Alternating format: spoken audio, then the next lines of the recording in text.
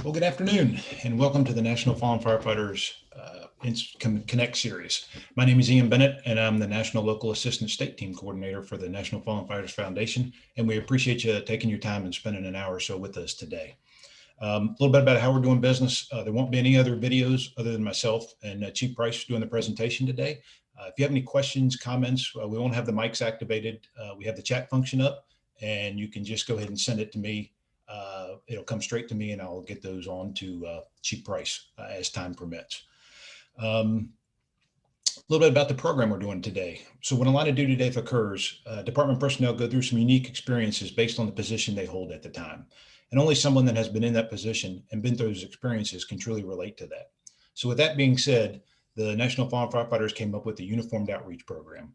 And that's a series of programs, chief to chief, incident commander, co-worker to co-worker, and we're getting ready to develop a company officer to company officer program as soon as the pandemic lets up. And these match, just as it sounds, matches, this particular one matches an incident commander to another incident commander that lost a firefighter in the line of duty and helps them through the process. There are also some educational components to that, and that's what we're going to do today in outreach today. We're very fortunate today to have Deputy Chief Jim Price with us from the Toledo Fire Rescue Department. A little bit about Chief Price. He's a 28-year veteran of the Toledo Fire and Rescue Department. He currently serves as the Deputy Chief of Emergency Services and Fire Prevention.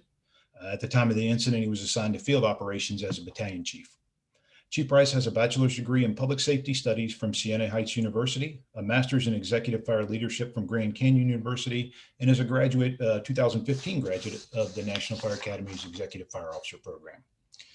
Additionally, Chief Price holds state fire instructor and paramedic certifications. He's an active member with the Toledo Fire Chiefs Association, Ohio Fire Chiefs Association, and the International Association of Fire Chiefs. So welcome today, Chief Price. We'll get you unmuted here in just a second here. Good afternoon. Can you hear me? Excellent. Got you now. Thank you very much, sir. So, thank you for that introduction, Ian. Yes, and a little bit about the fire we're going to be talking about today. So on January 26, 2014, at 14:47 hours, a structure fire response was dispatched to 528 Magnolia for an occupied dwelling fire with people reportedly trapped. Within 10 minutes of arrival, crews found themselves in a Mayday situation involving two downed members who had become separated from their officer and rapidly changing fire conditions. Two RIT teams were activated to locate and rescue the downed members of Engine 3. And despite heroic and exhaustive efforts, two members of the Toledo Fire and Rescue Department made the ultimate sacrifice that day. The fire, which was determined to be an act of arson by the building owner, resulted in the first line of duty death for Toledo Fire Rescue since 1969 and the first multiple line of duty death since 1961. The challenges of this incident included weather, route delays, accelerant use, and mixed use occupancy with unpermitted work. In addition to the stress of a department line of duty death, there was a NIOSH investigation, a concurrent internal investigation, and the department faced an almost 3-year criminal case where the building owner was ultimately charged with capital murder. As we examine this case, please keep in mind that Steve Machcinski and James Dickman gave their lives doing what they loved in the service of others. We can honor them by increasing our understanding of fire behavior, operations, and tactics while striving for constant improvement. So again, Chief Price, welcome today, and thank you for taking the time and being willing to share your story with us today. Thank you. All right. Again, this Toledo fire was January 26, 2014, and we're going to start off with the most important, the two firefighters killed. Tell us about these firefighters. Who were they? What do you want people to know? And I'll get some up on the screen here for you, sir. Well, Steve Machcinski was a 16-year veteran of the fire department. He was hired March 20th, 1998, 3 days after his birthday. Before he was hired by Toledo Fire, he actually had gone out to a local community college and received an associate degree in fire science. So he was a scholar of the fire service. In 2001, he was involved in a rescue, successful rescue at the scene of a fire in East Toledo, 902 East Broadway. He received the department's life-saving award for that and an award ceremony the following year. So he was a seasoned veteran, avid golfer. He never missed an opening day for the local minor league team here in town, the Toledo Mud Hens. And he was just a great guy to be around. Lifelong bachelor. He lived in the same neighborhood he grew up in as a kid in West Toledo. He did have a brother and sister. His brother is a firefighter in Fort Wayne. So it kind of became a family trade for the Machcinski family. Private Dickman had not been with us very long. He had been hired in September of 2013. He came to us from another department where he was a 10-year veteran, Perkins Township, about an hour east of Toledo. He came to us already a firefighter too, state certified EMT. He always was hoping to get on a bigger department, and his dream finally came true in September of 2013. Jamie, as he preferred to be called, Jamie Dickman, married a gal named Jamie also. They had 2 children together. He hit field operations, I think, in early December. So he wasn't part of my battalion for more than about 3 or 4 weeks. Well, I guess it was maybe about 2 months he was with us. And I remember on December 25th, Christmas of 2013, was a holiday that my shift had to work. And I received a call from his officer that evening, Christmas night, that he needed to go home. His wife was going into labor, and his son Grant was born on December 26th. So exactly 1 month before this tragic event, his son was born. His son was only a month old. But Jamie was just a great guy. He was very active in his church. He was part of the worship team, an accomplished guitarist, musician and singer there in his church. Just 10 years of active service at Perkins Township before he came to us. So in our organization, yes, he was a rookie, but it wasn't as though he didn't have firefighting experience and EMS experience. I remember the first time I met him, all the rookies have to wear a name badge on their shirt. And I met him at one of our stations just before he hit the line. And he was filling some SCBA bottles at the Cascade system. And I went over and introduced myself to him. And I noticed his name, Dickman. And I said, I hope you have thick skin with a name like that, because the guys in the department are going to pick up on that, and they're going to tease you a little bit about it. And he said, I understand, Chief.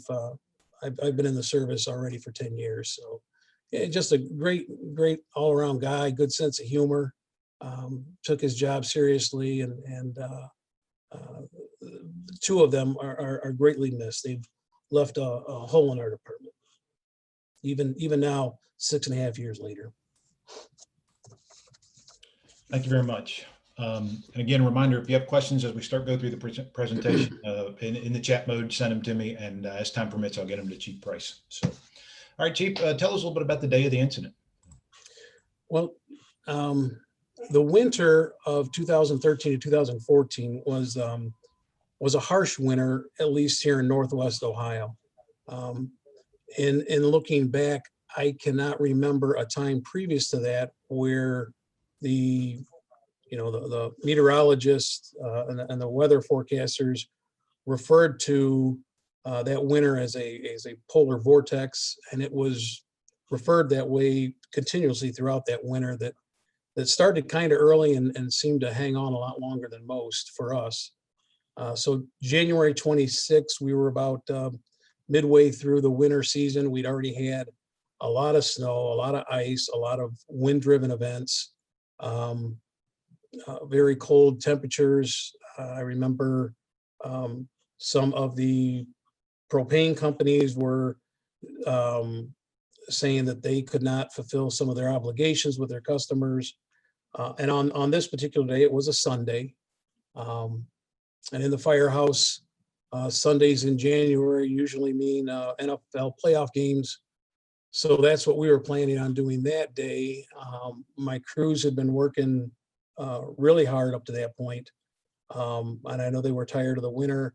At roll call that day, at my station where I run out of Station 6.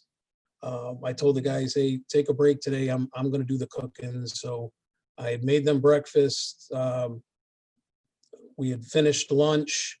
I was prepping some of the side dishes for dinner that night, for supper that night, when this run came in at 2:47.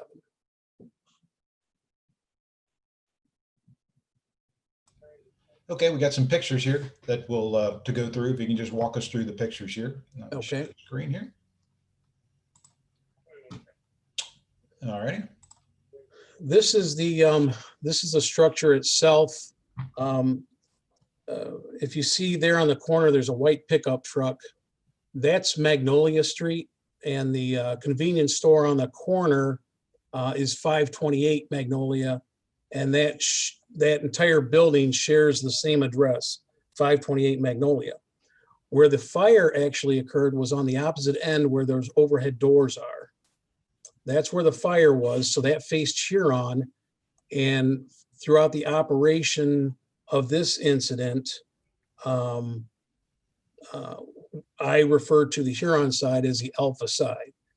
If you go past this building today, where that single-story structure is with the awning, that's gone, and so is the original building. So there's a vacant lot there where the original fire building was, and that single-story portion is now. So that's all been demolished and removed. There's just a vacant lot there. The rest of the building stands the way you see it there. About 2.5 blocks from this building was Station 3. And in the fall of 2013, Station 3 was closed down because they found some cracks in the apparatus floor and the foundation. They didn't think it was safe anymore, so they had to do some repairs at that station. And Engine 3, which was only 2.5 blocks, 3 blocks at most from this structure, was relocated to Station 13, which was across the river. That's a good aerial view. If you do notice on the Charlie side of this structure, there's a parking area. There was an entrance to that parking area off of Magnolia. As I discussed the event, that now I'll refer to Engine 6. That's where Engine 6 located for their operation. They backed into that area because the only access to the fire building was a handmade stairwell, exterior stairwell, going up to the second floor. That was the only access to the apartment. There was an apartment. If you look towards the Charlie side of that building, you can see where there was an addition put on. And they did create a small apartment on Division 1 that also had one way in and one way out off of that parking lot. This is the Alpha side of the structure where the fire was. There's 2 overhead doors there. The door on the right was locked. The door on the left was open, and that's how we accessed that fire. You want me to get into that incident now, Ian, or you want me to continue discussing the pictures? Yeah, get into the incident as we described. Right. Great. So yep. This fire came in at 14:47. We arrived on scene, and on dispatch, we were told people trapped, an apartment fire with people trapped. The second story of this building was all one unit. You can't tell that from outside, but it was all one apartment unit. As we made our way down Magnolia, I did see the stairwell. I noted the stairwell. My thought, and I think everybody's thought that was arriving, was that there has to be an entrance on the Alpha side of this building. That doorway there on the single story area, that provided access to just that one unit. There was no access from there to the unit to the left there. So we arrived on scene about 6 minutes after dispatch. That bridge that provided access from the east side to North Toledo was the Craig Memorial Bridge. And Approximately a month earlier, we learned that they were going to be shutting that bridge down for maintenance, winter maintenance. So that um, created a prolonged response for both engine 13 and engine 3, who were, well, engine 3 would have been first due, but they were coming from the same station. So their response time was prolonged in this. We met up at the intersection of Star and Main, engine 13, engine 3, and myself, and we went across the Martin Luther King Bridge almost in parade fashion as we made our way to Summit Street and then down Magnolia to this incident. As we approached, there's a doorway, and if you look on the second floor there on the Bravo side, you can see a little awning there. That door was open to the second floor, and that was the only area on this building where we were seeing smoke. So we thought we had a fire on the second floor of this building. You can go to the next slide, Ian. The first floor took up more square footage than the second floor, partly because of that add-on in the back. And as you look at the first floor, you can see that there was a wall, an interior wall there, about midway between side Delta and side Bravo. On that wall is where the fire started. Again, that was an act of arson. So as we approached, I saw smoke coming from the second story. I thought we had a fire on the second story, and I gave my assignments. Engine 3 was going to be attack. Engine 13 was going to take a hydrant near the corner, be water supply and backup. As we made our way around to side Alpha, I realized there was actually no access to that building except through that stairwell. So I had a quick discussion with the officer from Engine 3. We were going to treat this as though it was VEIS, and we throw up a ladder on the side Alpha side and enter through the second story window. He confirmed that with me. They started that operation, and while I was giving his assignments on the radio, I was approached by a civilian, came up to me and pointed to the doorway on the second story there, going into that apartment area.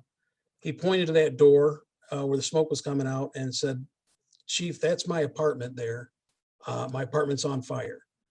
And I asked him, I said, "We got a report that there were people trapped up there. Do you know, is there anybody else up there?" And he goes, "There's no one in my apartment. The only one in my apartment is my dog."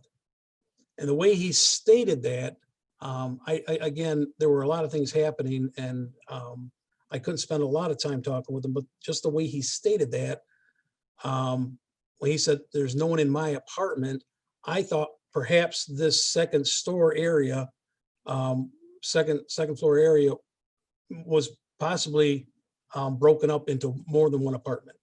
So we continued on with our initial plan of action, entering that side Alpha window on the second floor.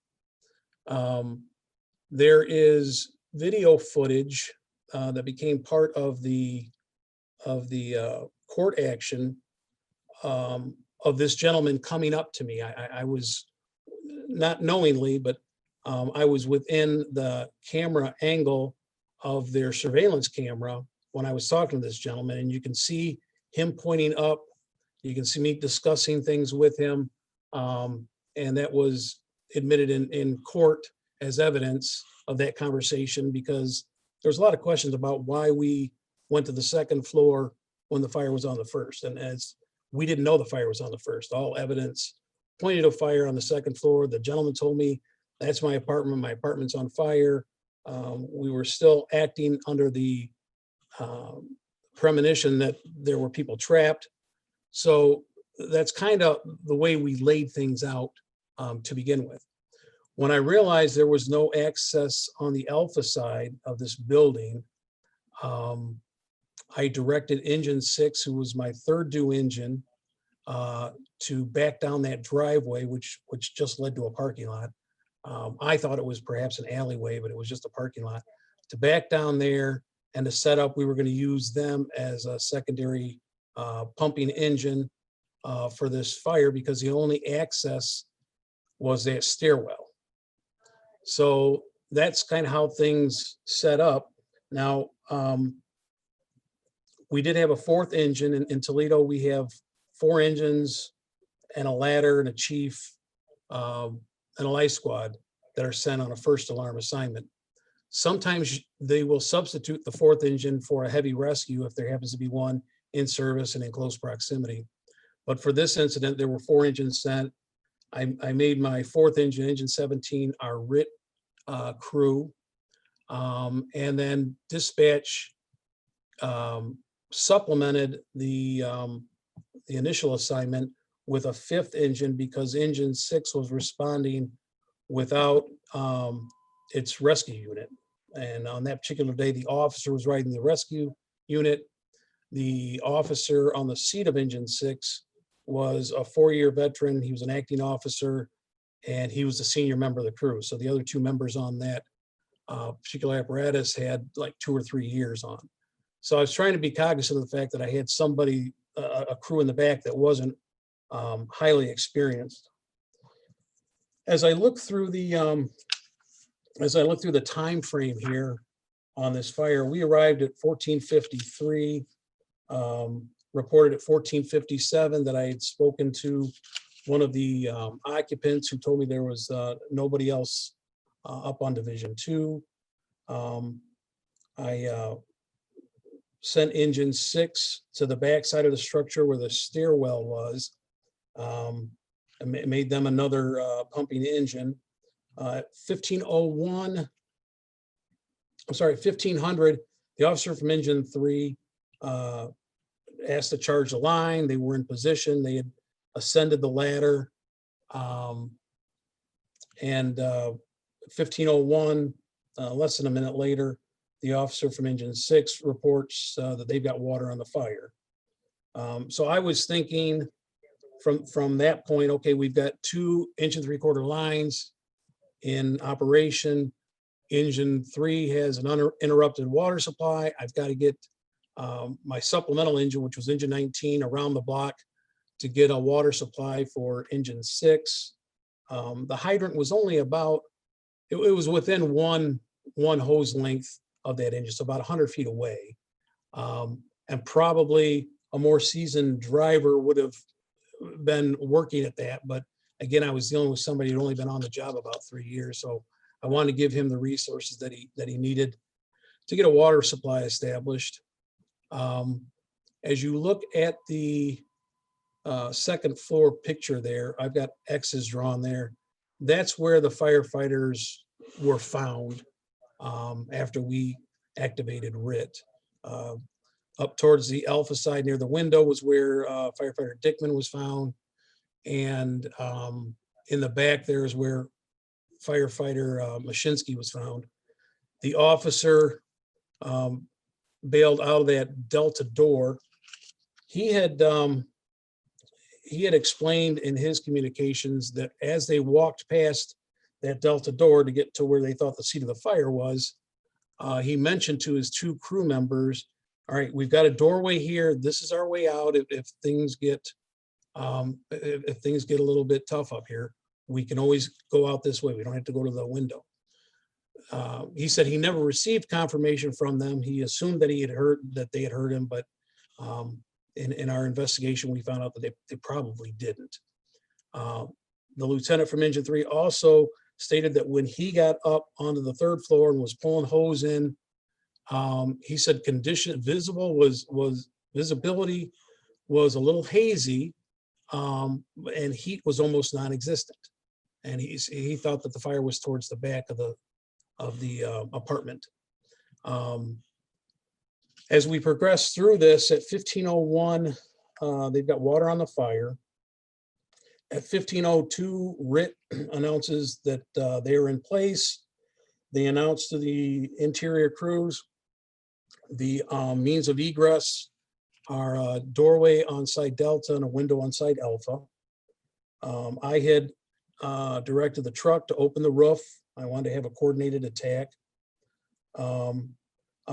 Shortly after that, I think I was watching the truck operations, the aerial operations, when Battalion 3 showed up. Now, it's not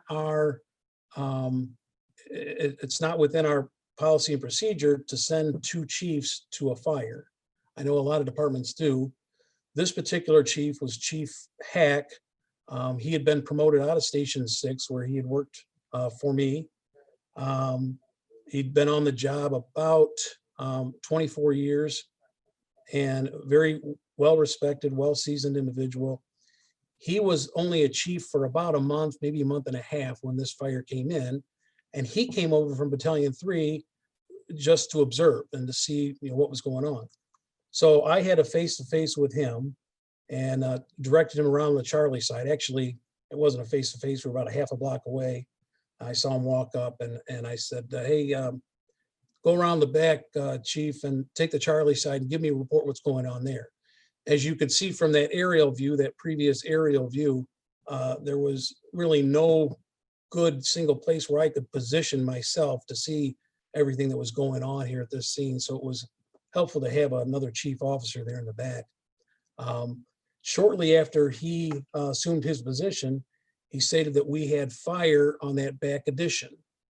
I asked him, was it Division 1 or Division 2? And he said both of them were heavily involved.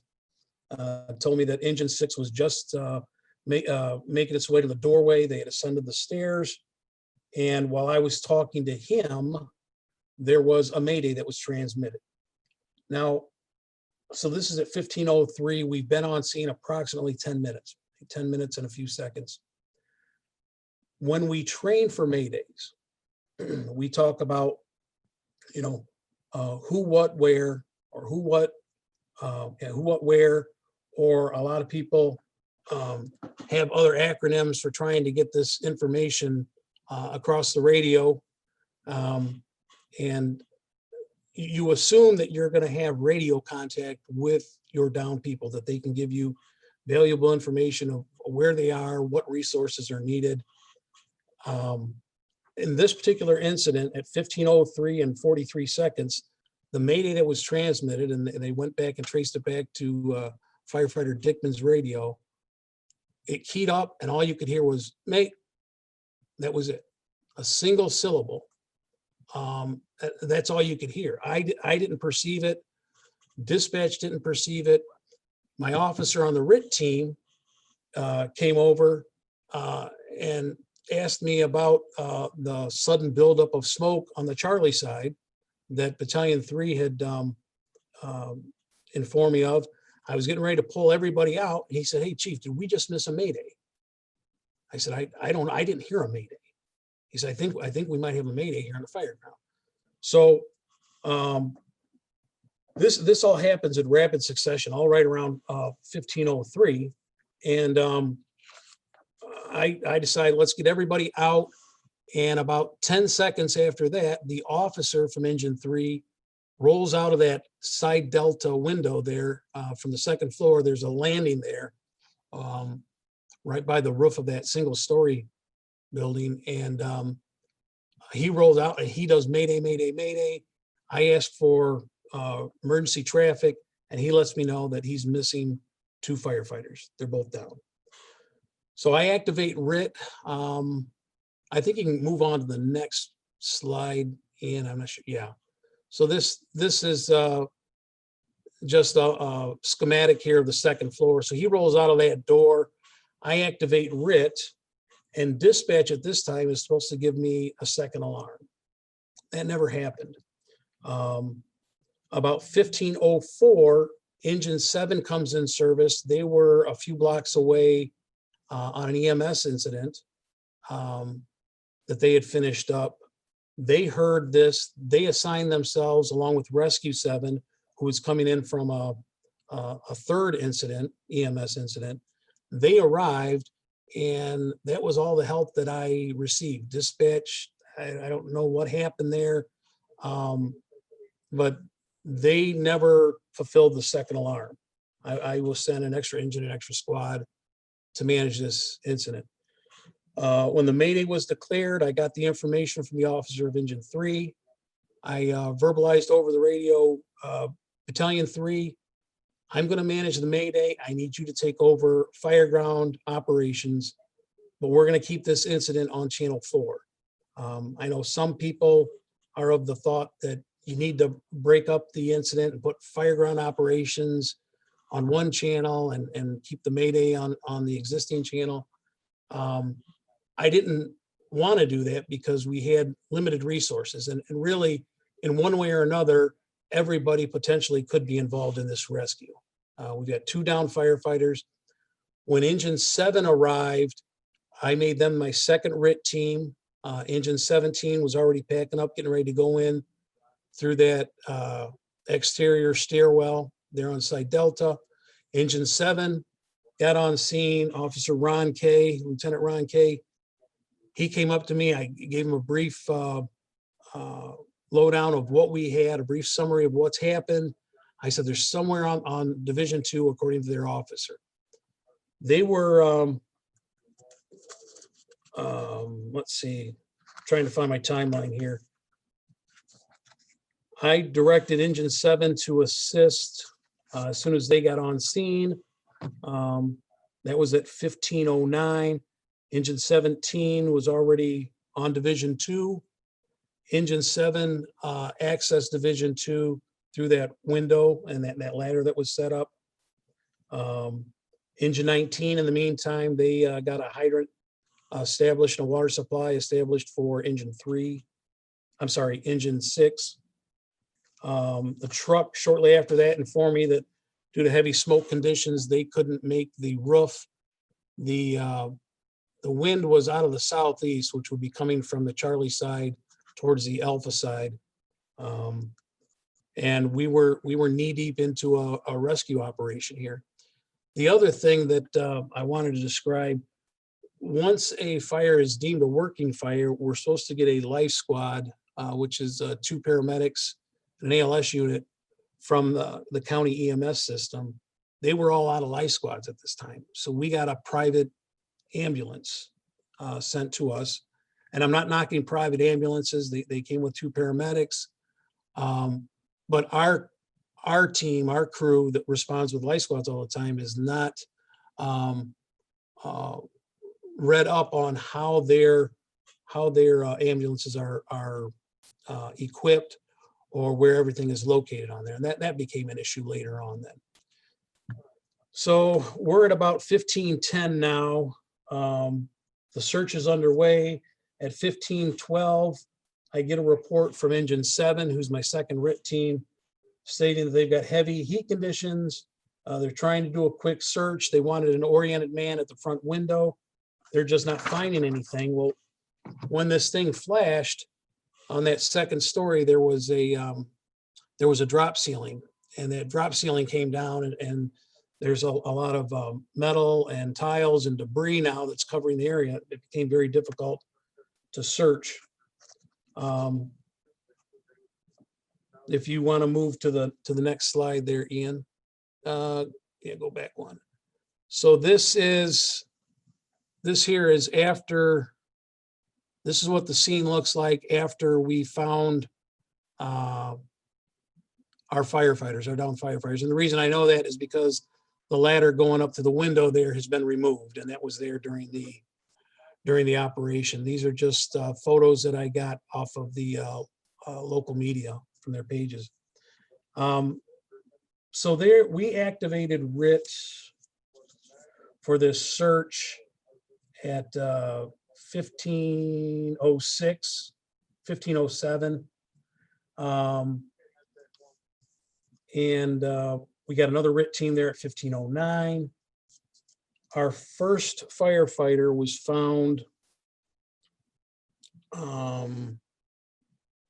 right around 15:17. So they were in there almost 10 minutes before they found that downed firefighter. And it's not a big area to search.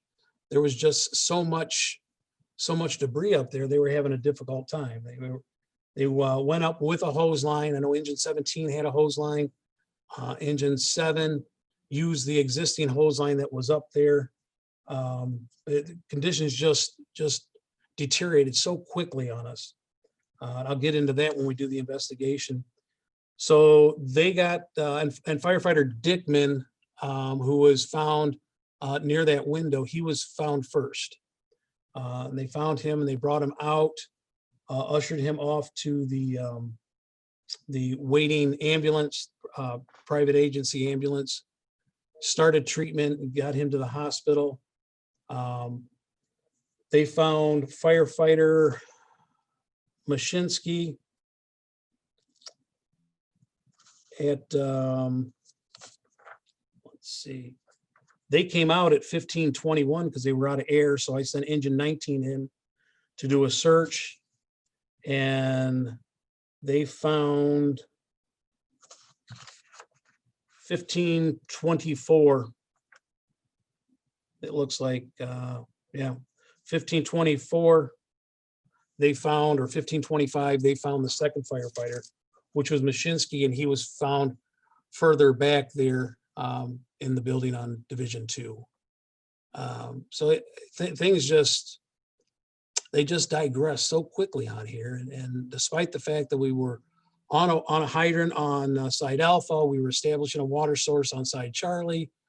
We weren't able to open the roof. I remember at the time just thinking, I'm not sure what exactly went wrong here. But when you add in the fact that it was a building that was, there was alterations made to this building without any kind of approval from the building inspection department or the fire department. The addition was put on without fire stops. And there was an accelerant used. That explains why the fire behaved the way it did. And you know, a lot of us were just left stunned with a lot of questions, because in talking to the crew members that were there on the initial assignment, I think there was 23 of us. You talk to the officers. I talked to the officer of engine 3, talked to the officer of engine 13. You know, the RID officer. We thought this was a bread and butter fire. We were going to be here for, you know, about 45 minutes and then maybe another half hour or so mopping things up, starting an investigation and going back and enjoying our Sunday afternoon at the station. And it just threw us a curveball. You can move on to the next slide there, Ian. This here is where the ladder truck is at side Alpha, what I determined to be side Alpha. So this would be side Delta. You can see that there's a convenience store there called the Huron Market. It's funny, the building faces Magnolia and has a Magnolia address, but the market's called the Huron Market. So there's just on the other side of that awning, where we can't see the back side of that awning, is the surveillance camera. And that surveillance system became critical during the investigation of this incident. The building owner was charged with arson. He was charged with capital murder, charged, I think, with 4 counts of aggravated assault, because we had firefighters that were injured in either the rescue attempt or in the initial fire attack. And because he was the building owner, his defense team was trying to get that evidence suppressed and not used in the court of law. What we found out is he was the building owner. He sold the business, that convenience store business, to another individual who, once he possessed it, he put up the surveillance system and the cameras. So the cameras actually belonged to the business owner, not the building owner. And the business owner gave us rights to that and access to that information. So almost every item that they asked to be suppressed was overruled, and we were able to present a pretty strong case. I would say it's probably one of the most compelling cases and well-proven cases of arson that I've been involved in. You can move the next slide, Ian. Here's the side Charlie. You can see the LDH there going to the hydrant. That hydrant is just outside of the picture. So it was only about 100 feet away from engine 6, which is there pumping. You can see this is late in the fire because that added on structure, wooden structure on the back, that's almost totally burned away. And This is well after we had found the downed firefighters and transported them to the hospital. Chief, talk about the construction of, especially that addition. Is that balloon frame construction back there? Yeah, if you want to call it even that, it was such a shoddy job. He added on a wooden frame construction with some particle board. It was a 2-story addition that ended in a shed roof attached to the shed roof on that 2nd story. There were no fire stops built into this. And upon our investigation, what we found out is he started that fire on the back wall of the apartment on the or the interior wall of the apartment on Division 1. That's where he started the fire. That fire progressed, the occupants got out, and I suspect the occupants on Division 1 were actually the ones that called it in, because when I went back and read the CAD report, it said it was a female caller. And yet the individual that I talked to was a large African-American male. And he told me he was the only one in his apartment. At the time that I talked to him again, I didn't know that there was a second apartment there on Division 1. I don't think anybody knew that until we were well involved in the incident. That construction there on the back, though, was built with no fire stops. And what we think happened as that fire progressed towards that Charlie side of that apartment, it got up into the wall. And since there's no fire stops, it just raced into the cock loft of Division 2. So that's why our crews they started getting hot, but they never saw any fire. So yeah, in a sense, there was balloon frame construction added on to the existing ordinary construction. And again, done without any kind of permits being pulled. Move on to, there we go. Okay, so this is probably the next day or several days thereafter. You see they got the crime scene tape set up. There's nothing on the Bravo side of this structure really that you can appreciate. There were no openings, there was no windows, no doors, nothing.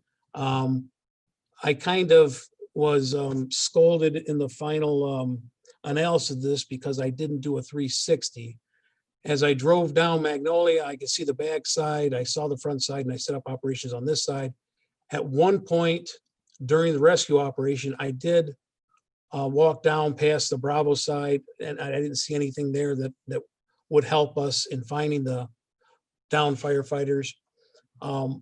When several minutes passed and they still hadn't found either of them, I did send Rescue 7 in through the garage door opening, thinking perhaps when this thing flashed, there was either part of the floor gave way, or there was actually an interior stairwell that there wasn't.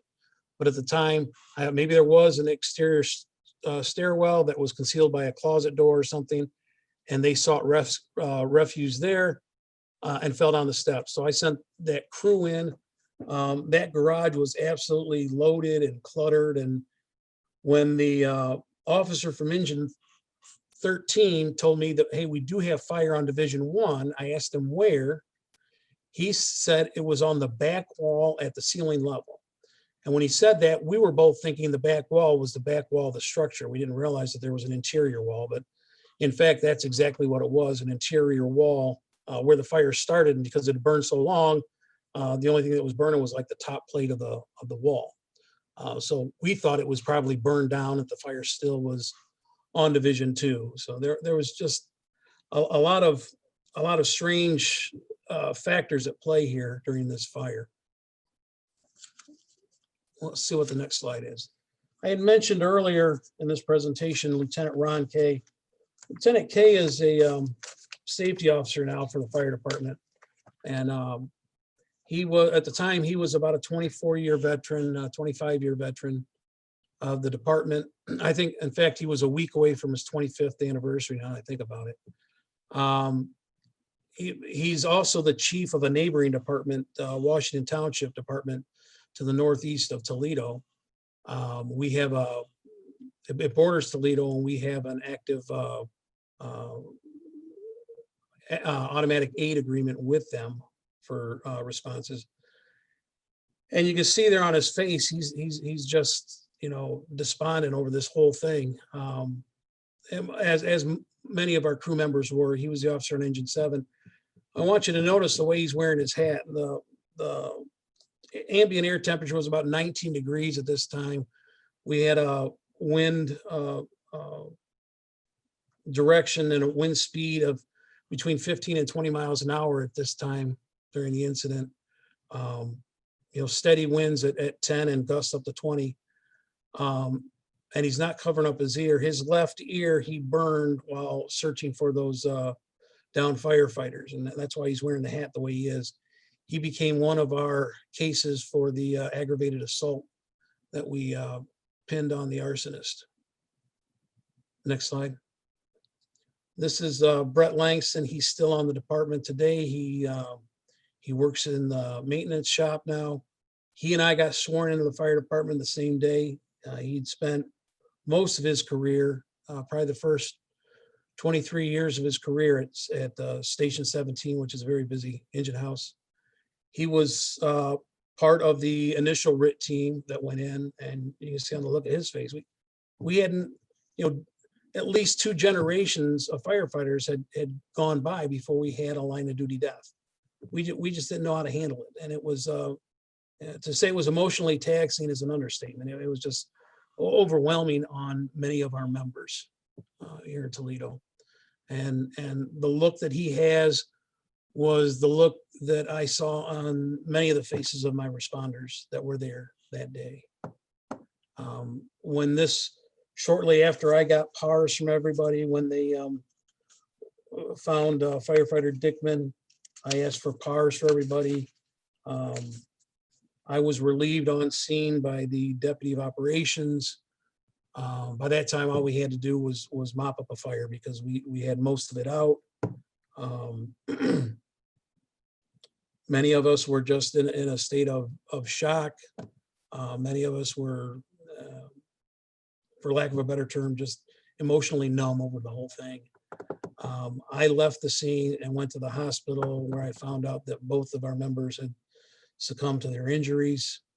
That ER was getting flooded by off-duty firefighters that were coming in, and they didn't even know what all happened. All they knew is we had two line of duty deaths at a fire in North Toledo. They didn't know who was involved until they started asking questions, and it was easily the worst day of my life. Was January 26th, and for many people. This is several days later. They're still doing investigations. This is one of the investigators. I think he's from alcohol, tobacco, and firearms. You can see how cluttered that was, even after a lot of the debris was removed from that area. That garage was just still cluttered. And you probably understand why the lieutenant who found fire, we didn't have any smoke coming out of this door. We didn't think we were dealing with a fire that originated on the first floor. All the smoke was going up and coming out the open doorway on Division 2. When Engine 3 busted the window to go in on Site Alpha, they created another pathway for the fire. When the officer from Engine 13 opened that door on my order to see if there was any access to Division 2 through the garage, he created another pathway. One of the RIT members in the back took it on his own to open the door. I didn't even see, as I drove by responding, I didn't see the service door going into the apartment on Division 1. I didn't know that existed. In the few seconds it took me to drive by there, I didn't pick that up. He opened that door, and that created a fourth pathway. And shortly after that is when we had the flashover. So there was just a lot of things going on here, and things changed rapidly. We had a lot of things that were kind of stacked against us at the outset that we didn't recognize, and because they're always stacked against us. We're the fire service. we go into incidents every day with half knowledge, incomplete knowledge. Sometimes it's misinformation we're given. And we try to set up a plan of attack. We try to set up an operation that's going to allow us to, complete our mission, but keep all of our firefighters safe. And the same thing was going on here. That's no different from what went on here. We're just dealing with a lot of unknowns. There were 5 agencies involved in this investigation. There was Toledo Police, Toledo Fire, the Ohio Fire Marshal's Office, Alcohol, Tobacco, and Firearms, and the FBI. All of them were involved in it, the on-scene investigation. And you would think, in reading some past investigations, when you have that many agencies involved, that there would be somebody in one of those agencies that would have a dissenting opinion on how this fire started, how it progressed, where it started, why it started. They all came to the same conclusion. And that's when I say this was a compelling case that we had against the arsonist. That's one of the reasons I say that, because you didn't have any dissenting opinions here. Everybody kind of came to the same conclusion. They might have taken different routes to get there, but ultimately they came to the same conclusion, and they built a very strong, compelling case. One of the arson investigators who was involved in this later told me, before this went to court, because it kept getting delayed, the accused he waived his right to a speedy trial, which allowed this thing to get dragged out for 3.5 years. But he told me, at least on 2 occasions, he said, this is a solid case. He goes, I haven't had to go to court over one that had less evidence in this. So we were very strong in our convictions that we had a good case. This is several days after, because the owner had an opportunity to come over and tarp some of this. You can see where the apartment area was burned away. That entire addition on the back was burned away, and now you've got some fresh wood boarded up flush against the original building. You can see that shoddy stairwell that went up to the 2nd floor. I tell people that's why I wanted to have 2 plans of attack on this, because I couldn't have. Can you imagine, your attack, your backup team, your search team, everybody going up and in one way? I mean, it just became a necessity to set up something elsewhere. And again, no department that I know of would allow residential occupancy where you only had one means in, one means of egress and one way out. So that's exactly what we had here. And the same with the apartment on Division 1.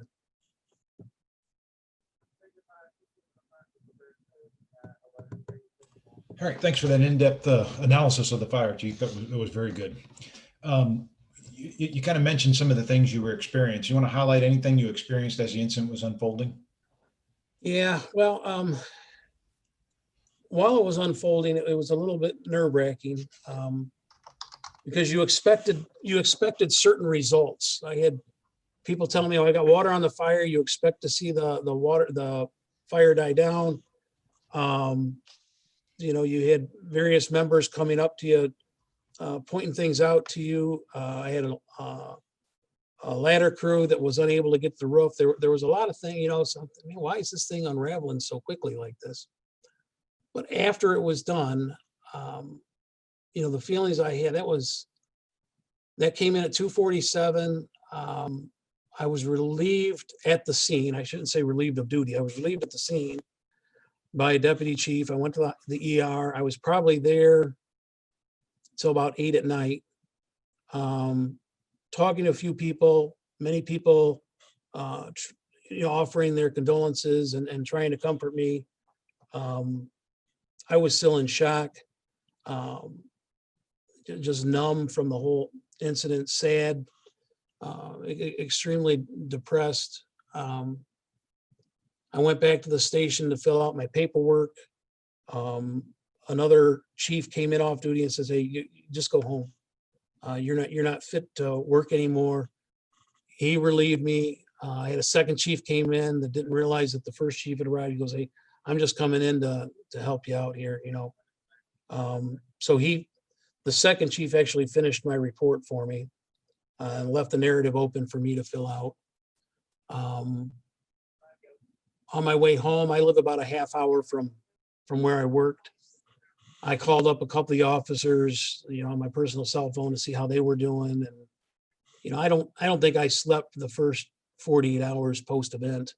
You're just going through your mind. And when I would sleep, it wouldn't be for very long. I didn't sleep during the day. At night, I'd go to bed and yeah, it was a restless sleep. When I would sleep, I'd startle myself up almost in a hypervigilant state, and thinking maybe this is all just a dream. Am I just dreaming this? Did this really happen? And then, you know, you just,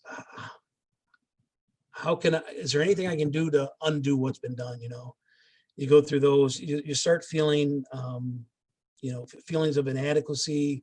You start to doubt your ability to command, doubt your ability to lead. And then, you know, there's an awful lot of self-blame that goes on. I see this entire incident was on my shoulders, and you know, it's similar to what other ICs experience, and I think that's why this program is so heavily needed. But I don't know why it is, but even weeks later, I would startle myself up awake, and I look at the clock to see what time it is. Did I oversleep? Am I supposed to be somewhere? And every time, I don't know why this is, every time I'd wake up, I'd look at the clock, it was 4:14 a.m. I don't know why. And it didn't matter when I went to bed. I went to bed at 11 o'clock or 1 o'clock. I'd wake up, I'd look at the clock, 4:14 a.m. I don't know why that is. But it went on that way for a long time. You know, people reached out to me, and some people didn't reach out to me. Some people didn't know how. Like I said, there's not a book that you can pick up and read that prepares you for, you know, the emotional toll that this event takes on you.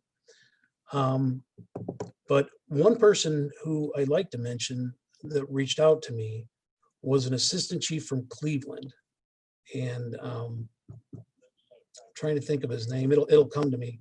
Collins, Chief Collins. He reached out to me. I think he's retired now.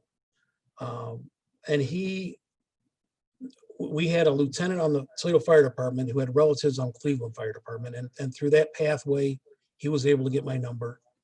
And he called me up and we talked. I think it was the following Saturday. And he said, let me back up a little bit. By that evening, when I got home, there was a tape, the dispatch, all the radio ground traffic from this incident. It was already on the internet. You could have went on YouTube and listened to it. By that night, it was on there. So you had all the people looking or listening to that who thought they knew what was going on and thought they were, you know, experts in the field of you know, fire service, and they were putting their little stupid comments on there. So my advice to anybody, don't read those comments. It's not going to help you out. But he called me and I said, you know, I looked online. I know what you're talking about. He said he listened to the thing. I said, I hope you're not calling me to critique my incident. I said, because right now is probably not the time that I'm going to listen to any of that. And he said, no. He said, absolutely not. He said, actually, I'm calling to reach out to you. He said, I want to give you a pat on the back that you kept your calm throughout that whole thing. He said, you were very calm throughout that. He said that the fact that immediately you told your other chief officer, take the fire, I'm going to take the maid. He goes, I just want to commend you on what I think was a job well done. And that meant a lot because he didn't have to do that. He didn't know me. He didn't, I didn't work for him. He had no obligation to reach out to me. But he said, how long have you been a chief officer? I said, about 3.5 years. He said, how long have you been on the job? I said, about 21. He goes, I've been a chief officer as long as you've been on the job. And I'm telling you, you did a really good job. You got nothing to hang your head down for this. He said, you did everything anyone could expect. So that was good. Hearing things like that from what someone could assume was a neutral voice. Been about 6.5 years since the incident. Tell us, a point or two of what do you want today's firefighters to know about, to learn from this incident? Well, I guess first and foremost, realize that there really are no bread and butter fires. We thought this was a bread and butter fire. And it can happen to you anytime, anywhere. Do you have in your district a mixed use occupancy where there's been unpermitted work done? That's really all you need. Do you have a disgruntled building owner who's been living outside of his means and needs insurance money to make ends meet? If so, you could have this happen. And just to be, be on your guard when things don't look right, when you're doing what seems right, you're A, B, C, D, E, and the sequence of events should yield an alternate outcome. And that's not what you're seeing.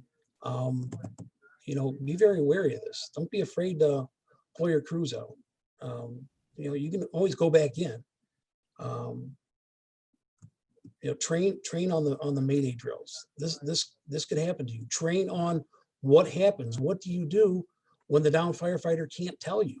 All you get is a single syllable. All you get is May. That's all you get. It can happen. It still happens, unfortunately. But I guess more than that, know that this program's available. This is a resource for you. If it happens, reach out to us. I don't want anyone to go through what I went through.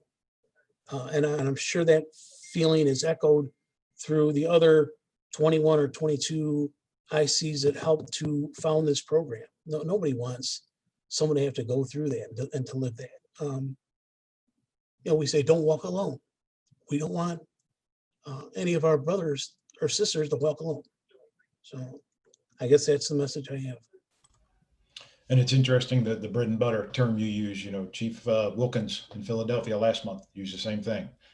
Chief Schaefer in Boston, Chief Ridgely in Howard County had the same comment, that they thought this was a bread and butter fire and things went bad quick. So it seems to be a theme that going through some of these. So, tell us, were any changes implemented in the agency as a result of this incident?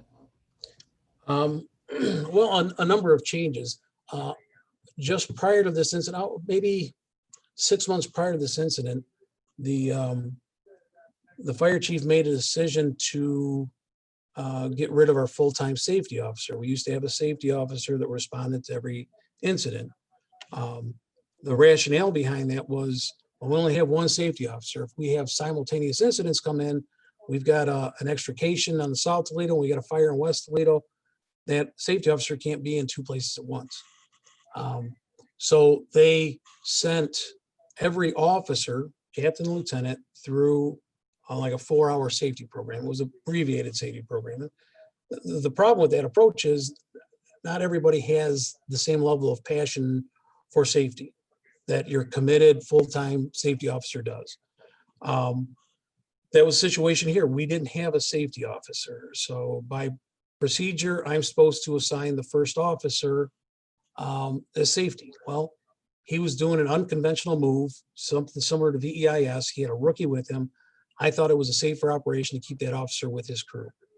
Second due officer, in this case, also had a rookie. And I felt it was more important for him to stay with his rookie. I did make a safety officer, but it came from the officer on engine 19. My third due engine had an acting officer. By protocol, I can't use him. I can't pull the officer off the RIT team by protocol because it has to be a 4-member team.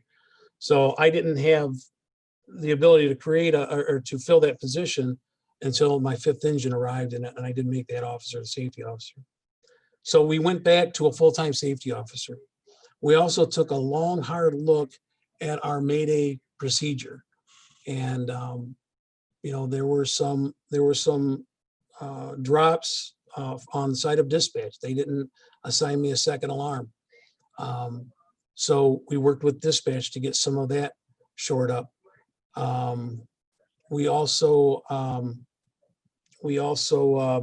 looked at attack, and we made it policy you don't enter a building with a dry hose line. And the first attack crew did that. They pulled up a dry hose line into the second floor, and then they charged it. So we changed that policy. We looked a lot at wind-driven fires. We looked at oxygen restricted fires. So we've done a lot of training in that. And prior to this, over the past couple of weeks, I've talked to 3 of our 4 full-time safety officers, and I said, 2 of you were on the scene of this fire. You know what we went through. Given the changes that we've made in policy and in practice, are we a safer department? Are we a better department? Are we a stronger department with these in place? And all 3 of them said wholeheartedly, yes, we are. So I feel good about that. Did the department have any confidence issues after this as a whole? And what did you do to regain that confidence? I don't know if as a whole we did. I think there were some people that were at the scene. We had a lot of young firefighters, and so this was a pivotal moment in their career. Is this the way every fire is going to go? So I think they needed to reach out to some of their senior members, some of their crew members, and have that confidence restored. We had a hot wash after the event. We made our internal investigation public. In fact, it became mandatory training that you had to read and acknowledge that you read the internal investigation. We weren't trying to hide anything. There were mistakes made at this incident, and I think we needed to learn from those mistakes. But at the crux of it, we had an arson fire. We had an arsonist. One of the things that I had to do, and I sought out help, I went and talked to a counselor, a department counselor, a couple of times. And I remember our first meeting, we were talking, and I wasn't sure exactly how helpful it was going to be. But I went voluntarily. I wasn't as though I was forced. I wasn't sure how helpful he was going to be.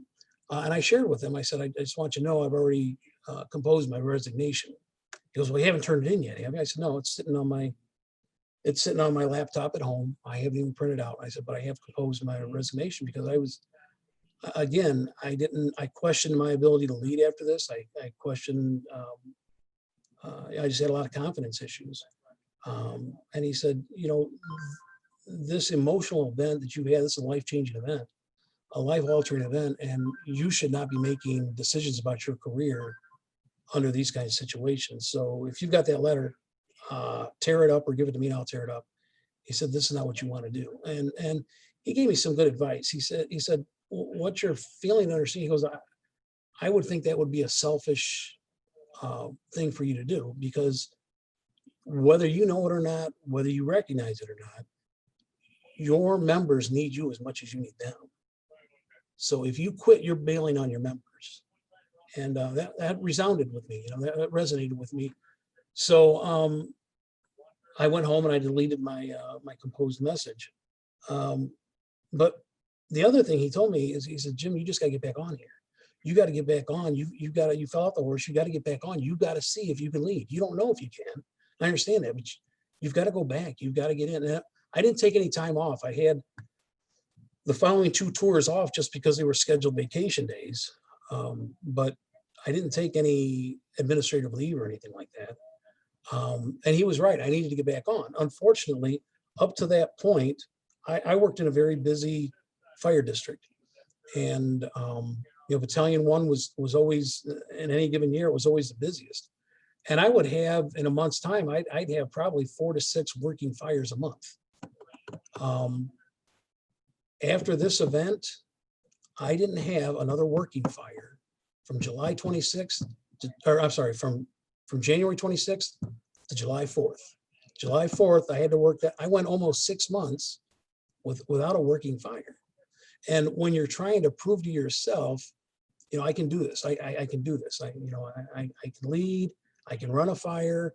That's difficult. That all that time passed and you didn't get a chance, because your psychologist is telling you gotta get back on. You got to do this again. Well, I don't know why, but they dried up. It was a funny fit situation.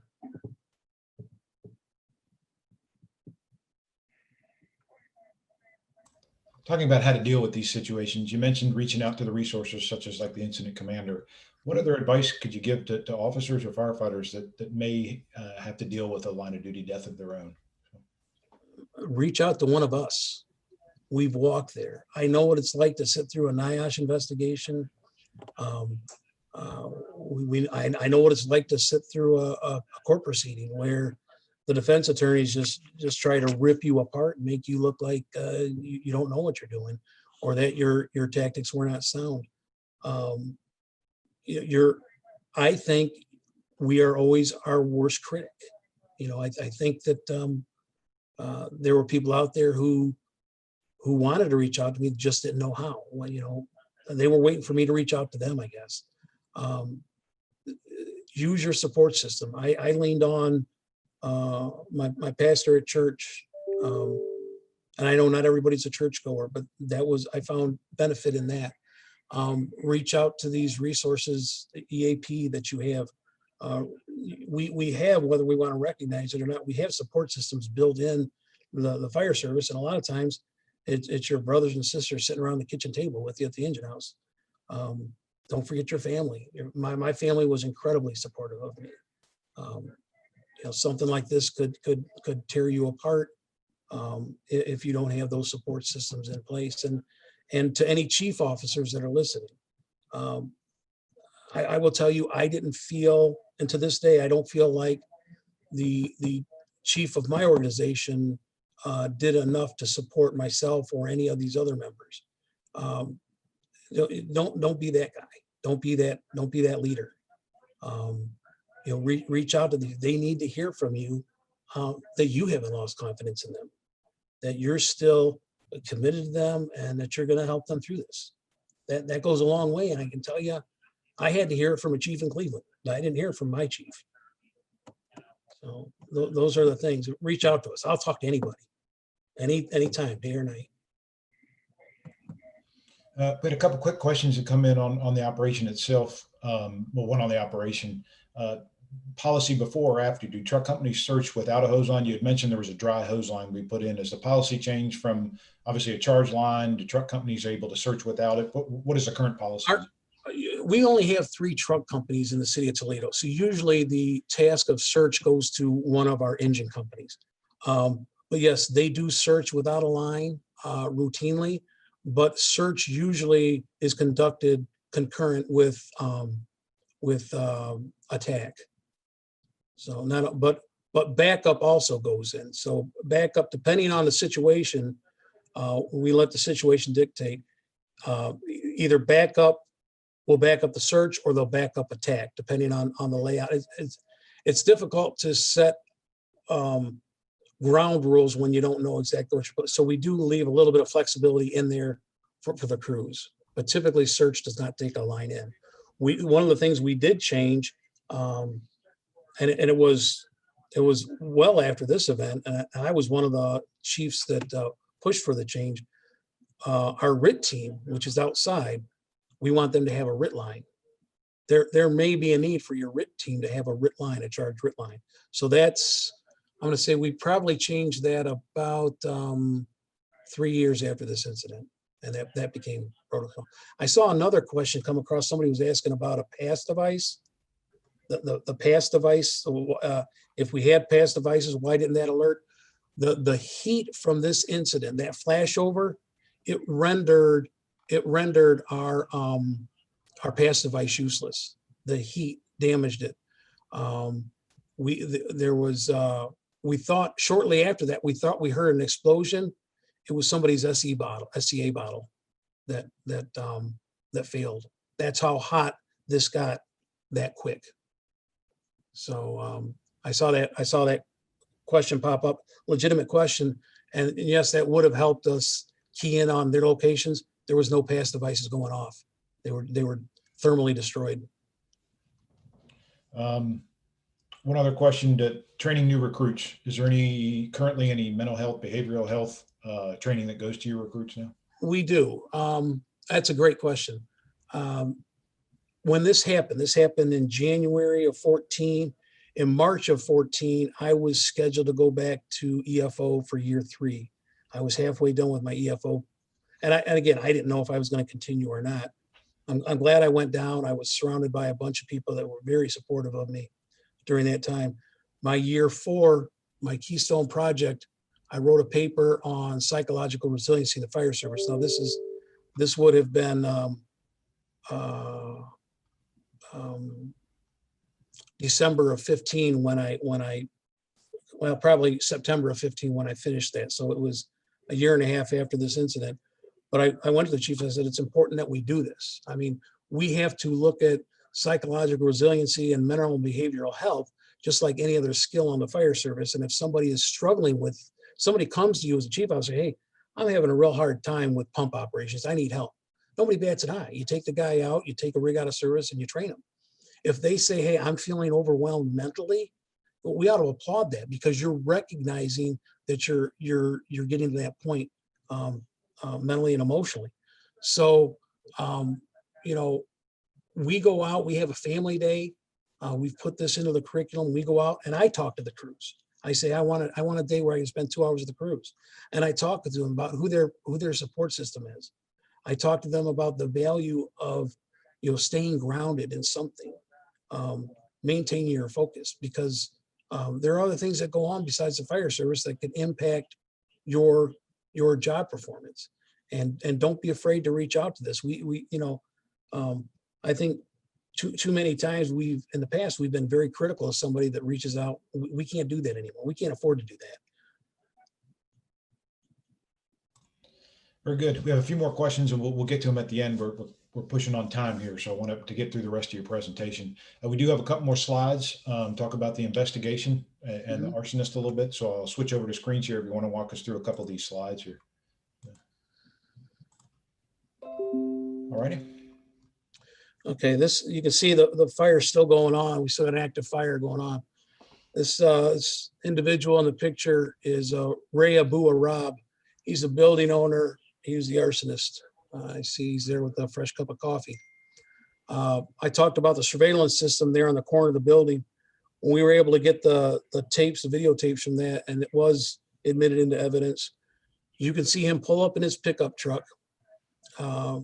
Another camera angle shows him getting out of the pickup truck, grabbing a gas can and walking down the Huron side or the Alpha side of that building to that door, that second garage door, going in. He's in there for a few minutes and they track how long he's in there. And he comes out, shuts the door, doesn't lock it, walks away. And by the time he gets back up to the camera towards the front of the store, you can see little wisps of smoke coming out of that door. They got video evidence of him at a local gas station. He lived in a suburb of Toledo. He didn't live in Toledo. So they got video footage. They knew what time of day, what pump number he was at. They got him on video of getting the gasoline that he used for this fire. He's a Muslim religion, and he tried to use that to say, no, you're attacking me because of my religion. He spent 20 years or so working at a local Chrysler plant. But when it came time to the trial, he said, well, I don't understand English. You've got to get me a translator and all. He spent 20 years working in the auto industry. I'm sure you understand English. But he's just it's hard for me to look at him and not toss my lunch.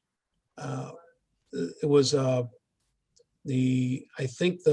when we finally got around to the trial, I think it lasted about 3 weeks. The defense didn't have anything. They weren't going to call him up because they didn't want him questioned. All they would do is cross-examine the prosecution's witness, of which I was one of them. Prosecution was on their last day of testimony, and their second to last witness was up. He was one of the police investigators. And during testimony in open court, he was asked a question on cross-exam by the defense. And he answered the question, and the defense attorney said, well, how do you know that? He said, well, because I know he failed his polygraph test. In the state of Ohio, I don't know how it is in other states, but in the state of Ohio, the results of a polygraph test are not admissible in court. Because that was stated in open court, she asked the jury to disregard that answer. The defense immediately called for a recess and approached the bench and said, we're going to have to ask for a mistrial because there's no way, we don't feel there's any way the jury can keep from using that when they deliberate. They've heard it. The cat's out of the bag. You can't put toothpaste back in the tube. It's out there. So we're calling for a mistrial. So we learned about that.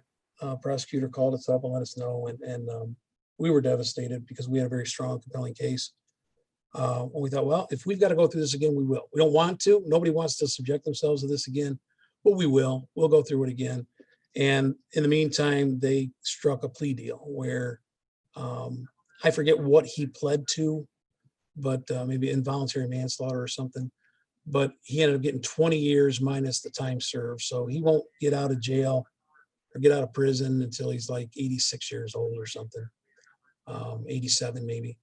But that was devastating. But one of the things we learned in that, after towards the end of the trial, there was a lot of us that had to go up and testify, and it was just an emotionally charged episode. At some point during this, the prosecutor shared with me that at the beginning of the trial, Ray Abu Arab's family was very supportive of him. But as piece of evidence kept coming out and it just kept building up against him, at some point along the way, they asked the defense attorney, many family members from Ray Abu Arab, asked if they could give a statement to the family of the firefighters, and they said, "Yeah, go ahead. We'll allow that." And they went over and they said, "We are so sorry. We didn't know that we didn't realize that our father would do this." And so I think it was kind of helpful. I think it was somewhat therapeutic for the family. It doesn't bring back their sons, but at least now they know, hey, your dad did this. Your dad killed 2 innocent firefighters and were just trying to help people. And don't forget, that was his building owner. He's the one that signed a rental agreement with these renters, and he knew they were home because he talked to them earlier in the day when he set the fire. That's the kind of person you're dealing with. And it's difficult for me to believe that he's the only one in the world that does that. We've probably got these types of people, very selfish, in every community. This is a picture of of him, in court, probably at one of the pre-trial hearings.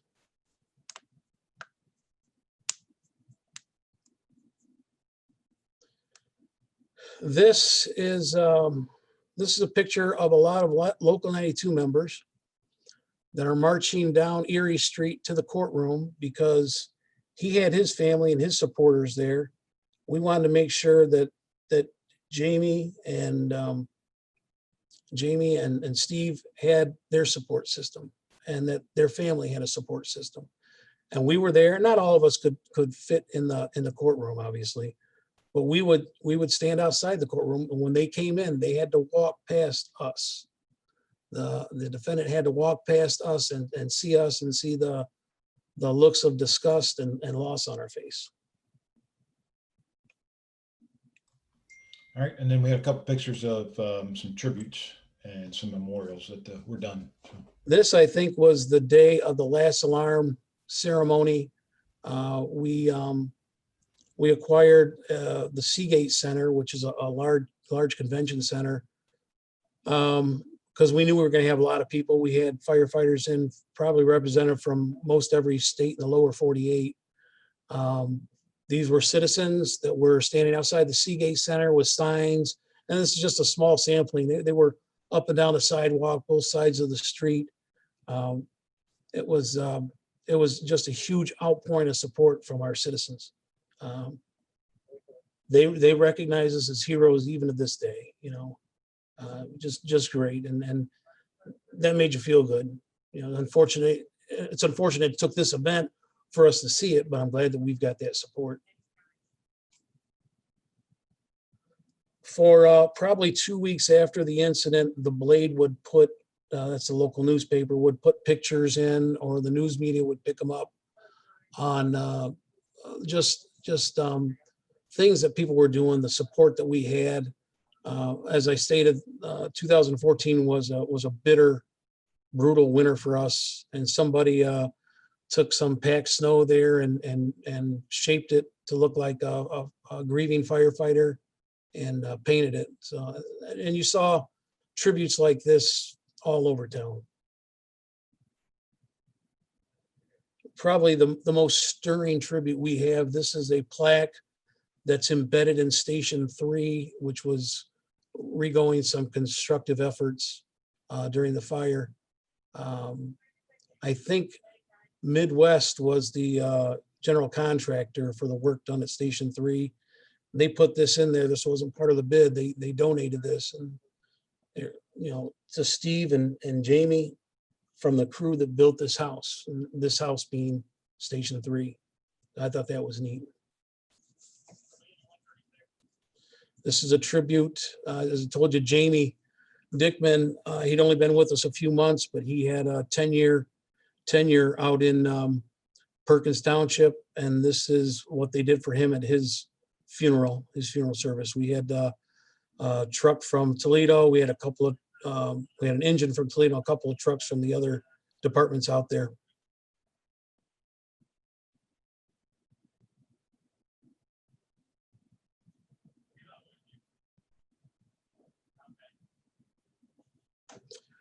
I've done a couple of talks. So I went down and talked to the Atlanta Fire Department on their safety stand down day a few years ago. I've addressed Northern Virginia Fire Chiefs Association. And I still get asked to go out and talk to people. I still will. I concentrate most of my efforts on how do you get past an event like this, you know, without, you know, when it first happened, I thought that it was insurmountable. I didn't think I'd ever get away with it. But Dr. Richard Gasaway has written a few books.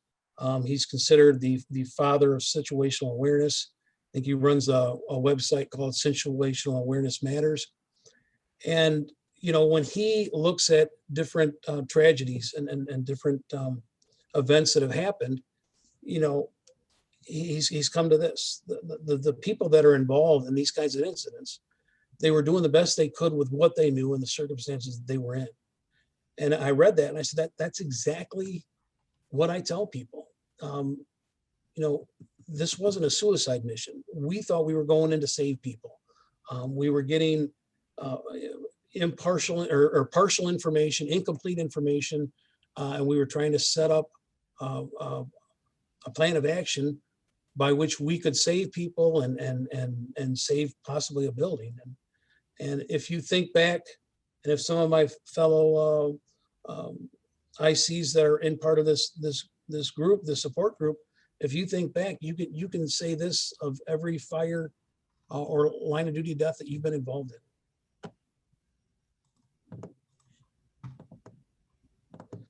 And this is a quote that I found that I share sometimes, because there were times in my darkest moment that I didn't know what the next day would bring. I didn't know if You know, we talk about, you know, you just got to make it to your next breath. You just got to make it to your next breath. What's your span of time? For me, it was sunset to sunrise, because my nights were haunting me. I just got to make it to sunrise. I just got to make it to sunrise. And I found this, and it gave me some solace and peace. There are far better things ahead than anything we leave behind.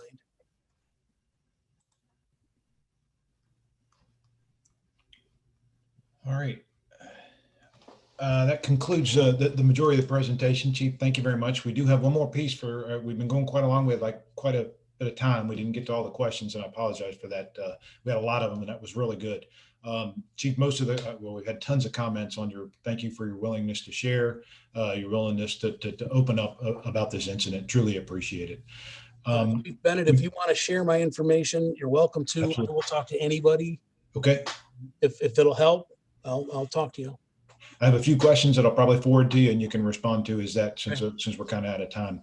Very We do good. have, for those of y'all that can stay with us about another 9 minutes, we have an extremely powerful statement from the judge. So Judge Stacy Cook was the one that heard this case, and she gave a statement that I don't think I've ever heard from a judge.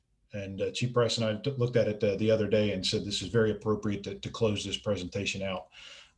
The volume is a little low on it, so you may have to, I'm going to turn it up as much as I can on the computer. You may have to turn your speakers up a little bit to hear it, but it's an incredibly moving speech about what happened on that incident and her take on that. So we'll play that real quick, and then we'll close. For those of y'all can stay, it's about 9 minutes long, and then we'll close it out at the end. So thanks.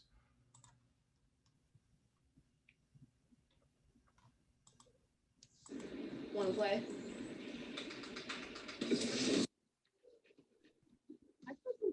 Babe, I started the car 10 minutes ago. What? How? Let's go. Remote engine start with climate control via smartphone. Good call. In the most comfortable Subaru Outback ever.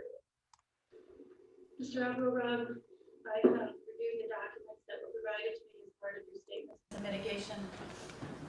I have listened to the words that are spoken about you, that I've read in the letters that were supposed to give me the ability to see you differently, to see you in a way that would lessen the severity of your actions. Clearly to your family and to the community to which you are most ingrained and involved, you were a respected person. Your 4 sons have stood by you, each of them being college educated. I have even thought long and hard about whether there are or were any such words that could exist that would ever make it possible for me to see your actions as anything other than selfish and with a complete disregard to any consequence those actions would cause. As a judge, when you know the allegations in a case, you can surmise the type of facts you will hear. But no one can prepare you for hearing the facts in a case like this.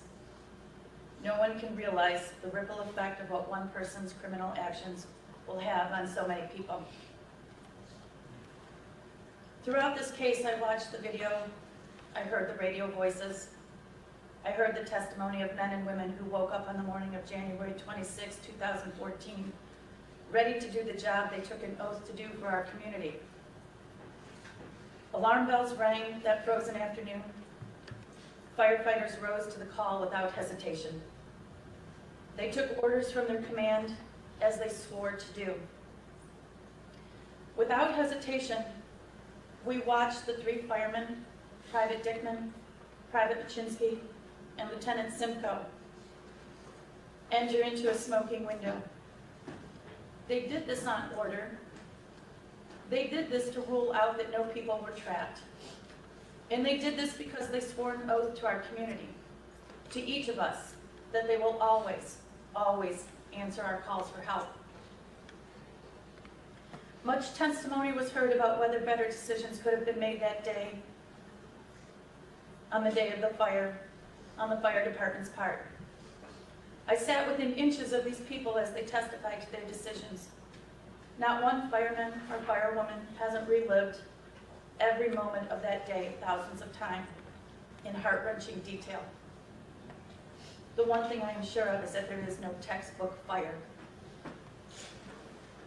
During the trial, we heard the words perfect storm, and there was no other way to explain the chain of events that occurred that day that ultimately led to those fateful last minutes. But perfect storm leaves room for someone to believe that this bad luck or bad decisions created this storm. And that's just not the case, Mr. Abu-Rab. Because this wasn't an accident. This wasn't an act of God. This wasn't bad luck. This was a conscious decision made by a man for whatever warped and selfish reasons that made sense to him to start a fire in a garage in a building he owned. Mr. Abu-Rab, you started the fire during the day. Maybe the only piece of your conscience you listened to. Maybe the one decision you made thinking if done during the day, people can get out. Maybe I give you too much credit for being human. I can tell you that would be the last bit of humanity I can attach to you. Because every move I was able to witness on the video tells me you are calm, you are calculated, and that you are so self-absorbed that you didn't give any value to the statements the tenants were making, and that you had the audacity to blatantly tell them they were wrong and to keep their mouths shut. They weren't wrong, Mr. Abu-Rab. They did hear the garage door go up and then go down shortly after. They did see the flames starting to grow in their apartments within minutes of hearing the garage door go down. They did smell gasoline and alcohol on you. You may have found no value in these people. You may have disregarded their worth, but the police did not. No, this fire wasn't a textbook bread and butter structure fire. This fire wasn't just a worker. This fire in this structure had about every possible worst case scenario going for it. And sadly, each of these scenarios collided. But all because of you, Mr. Abu-Rab, because you set in motion these catastrophic events. I saw acts of bravery that day, starting with people with very little in material goods, trying to save their dogs while their home burned.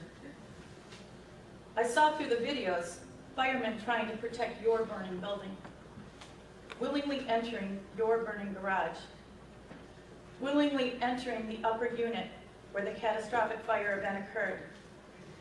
I saw the absolute commitment this band of brothers has for each other as they fought to help to get Privates Dickman and Private Machcinski, including a father who was a police officer on scene, who looked his rookie firefighting son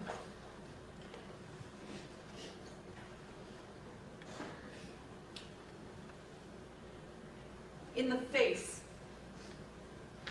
and telling him, knowing the inferno he was about to enter, you have to go in and get your guys.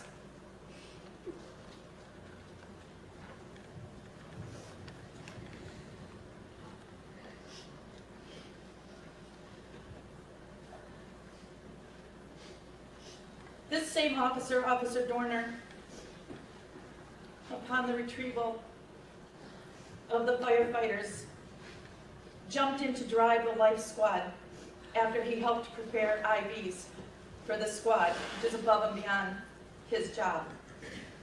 And the firefighters with paramedic training, what a calling they have. When others would have to look away from the condition of the bodies,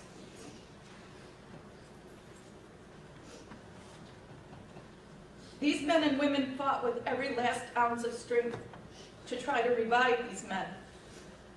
Their hearts and souls were breaking with each chest compression, with each attempt to find a way to breathe for their friends. It was painful, Mr. Abu-Rab, to look at the faces of the families as they had to listen to each piece of evidence and each graphic description of what happened to their loved ones. No person should ever have to know these things. And throughout all of this, I witnessed clearly the bravest piece of people I have ever been near get reduced emotionally, reliving January 26, 2014, while still fighting to be strong as they gave their testimony.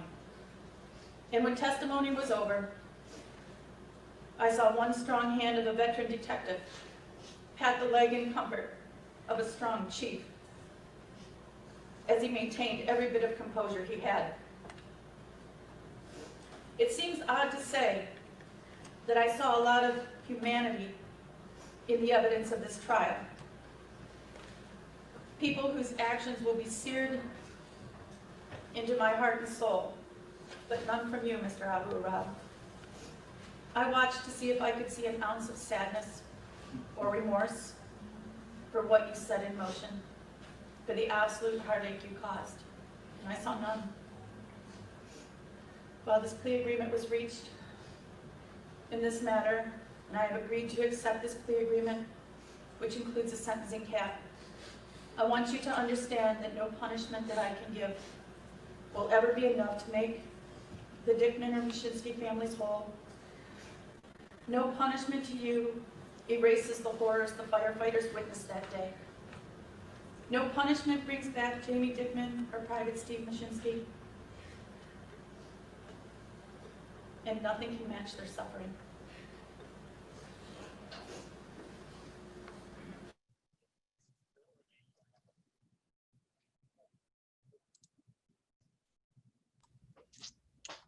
Wow, just an incredible presentation and an incredible speech by the judge. It really was. She got reelected. Just to close out, Chief Price, just want to thank you very much. We're still getting a lot of comments. Just grateful for your willingness to share. Tons of comments coming through here, and your willingness to share this for everybody to learn from this incident in multiple ways. So thanks for taking the time, Chief. Thanks for having me on. That's it for today. Thank you all for, we usually try and go an hour. We had a lot of questions, a lot of information, and we truly appreciate everyone sticking with us on that, or most of the people sticking with us. We're going to not do November and December, the fourth Thursday, November and December. We're going to skip those. That's Thanksgiving and Christmas. So we'll pick off again January 28th, and we'll have another IC to IC presentation, and we'll be sending information and all that, and it'll be posted to the NFFF website.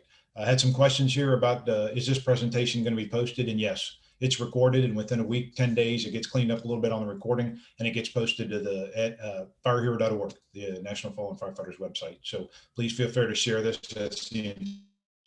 This as wide as you can. So please take that opportunity.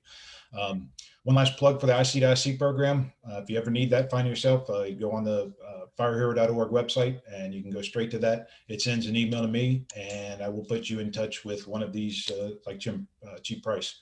We have about 22 trained incident commanders that have been through a couple of days of training and that have experienced a line of duty death that are more than willing to help you, as you can see in the presentations that we've done. There's also an educational piece that the cohort came up with. It's at the Fire Hero Learning Network, FHLN.net. And you can go there, and there's an educational piece that talks about the IC to IC program.